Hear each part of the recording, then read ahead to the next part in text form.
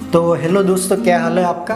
आपको फिर से एक नई वीडियो में आज हम जानने वाले फिर से हमारी जो पुरानी वाली वीडियो है उसका थोड़ा अपडेट और थोड़े क्वेरीज वगैरह थी।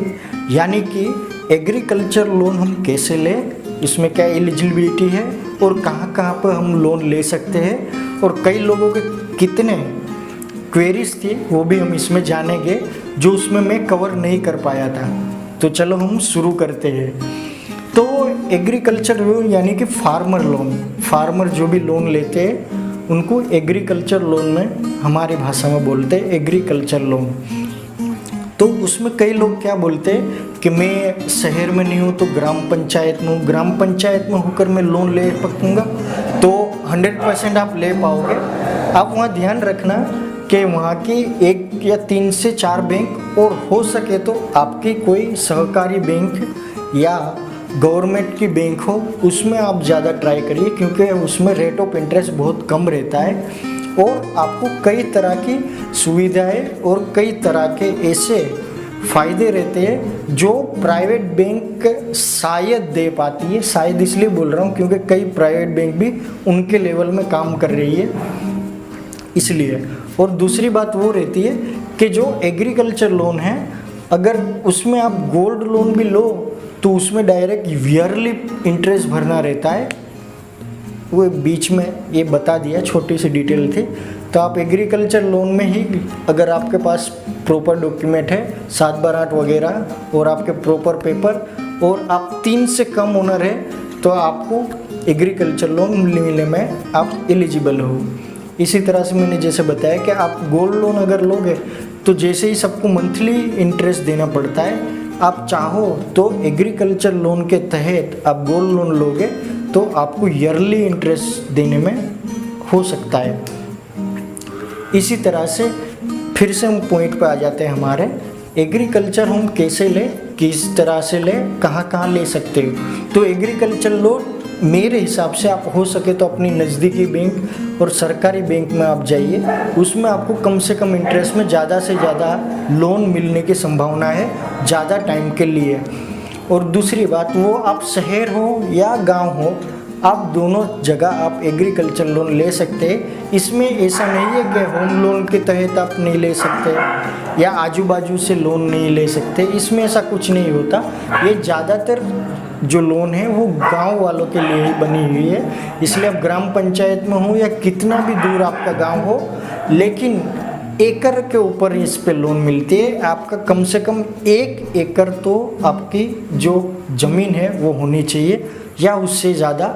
ये कम से कम की बात कह रहा हूँ, कई जगह पे 1.5 से 2 एकड़ की भी है, लेकिन ज़्यादातर बैंक और NBFC में 1 एकड़ से हम स्टार्ट कर सकते हैं। जिस तरह से मैं खुद की लोन यहाँ एग्रीकल्चर लोन करवाता हूँ। और इसमें फ़ायदा क्या रहता है फार्मर्स का, तो इसमें होम लोन और मॉर्गेज लोन से भी कम इंटरेस्ट रहता है और ज़्यादातर केस में 6 मंथ यानी कि मंथली नहीं 6 मंथ की EMI रहती है।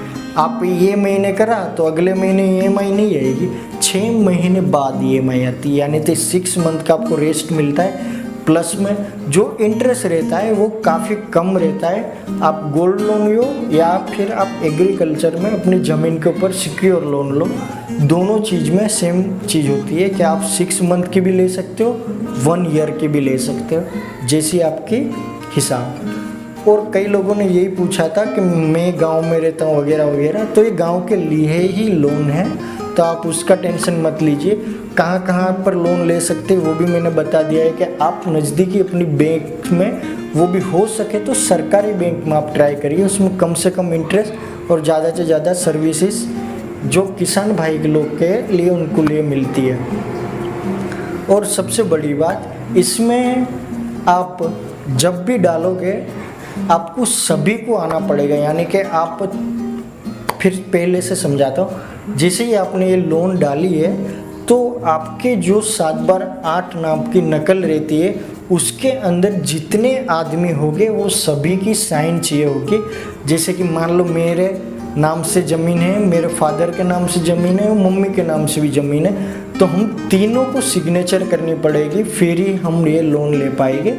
हाँ मानता हूँ एग्रीकल्चर लोन बहुत कम होती है एकड़ के हिसाब से भी, यानी कि मान लो आपके 1.5 से 2 लाख रुपया एकड़ से होती है तो वो थोड़ी कम होती है, लेकिन गोल्ड लोन से भी सस्ता इनका इंटरेस्ट रहता है। वो भी आप ध्यान दीजिएगा पूरी तरह कि इसमें गोल्ड लोन से भी कम इंटरेस्ट रहता है। प्लस में इसमें 5 साल का आप बदला सकते हो, 5 साल तक आप बदल सकते हो कि 5 साल बाद रिन्यू करना हो, 1 साल में एक EMI भरना हो, 6 मंथ में EMI भरना हो, इस तरह की कई टाइप की इसमें सुविधाएं दी जाते हैं। और सबसे अच्छी बात इसके ऊपर जो अपने खेडूत भाई है या फिर क्यों फार्मर है, वो जो बाहुबली और जो हाई इंटरेस्ट वाले लोगों से या हाई इंटरेस्ट वाली कंपनियों से ब्याज लेते उससे कई गुना अच्छा है एग्रीकल्चर लोन ले वो, और अपनी ज़मीन भी बच सकती है, साथ में आपको काफ़ी टाइम मिलता है रीपेमेंट में, और आपसे कुछ ज़्यादा कागज़ी कार्यवाही नहीं करते क्योंकि हमको मालूम है कि ज़्यादातर फार्मर इतने पढ़े लिखे नहीं होते, इसलिए उनकी सहूलत के लिए बहुत कम डॉक्यूमेंट की ज़रूरत पड़ती है। लेकिन उसमें भी एक पेंच है कि कई लोगों को काफ़ी ज़्यादा लोन भी मिल जाती है। उसका ये हिसाब है कि उनके पास प्रॉपर डॉक्यूमेंटेशन रहता है ज़्यादातर, और उनको 1 एकड़ के ऊपर 3 से 4 लाख की भी मिल सकती है, और उनकी कोई एक स्लैब रहता है, यानी कि 10 एकड़ के ऊपर आप ज़मीन हो तो इतना आपको अमाउंट मिल सके। इस तरह से कई कंपनियों का कई स्लैब भी रहते हैं। तो आपको शायद ये जानकारी सब अच्छी लगी होगी। तो हम नए वीडियो में अब आने वाले हैं जिसमें और फिर से एक स्टेप आगे बढ़ेंगे, अलग जो हमारी पुराने वाली जो वीडियोस है उसका। तो चलो हम